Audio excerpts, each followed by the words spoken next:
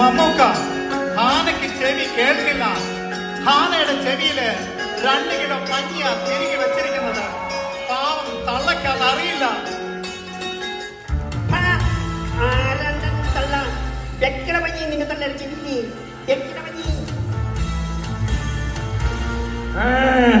മതി, വെള്ളം കളിച്ചതും മാനയെ കുളിപ്പിച്ചതും ഒക്കെ. അടുത്ത് കൊച്ചിനെ കണക്കൊടിപ്പിക്കുക. എവിടെ വരെ ഏടോ ചാക്കോ മാഷേ തന്നെ പഠിപ്പീര്.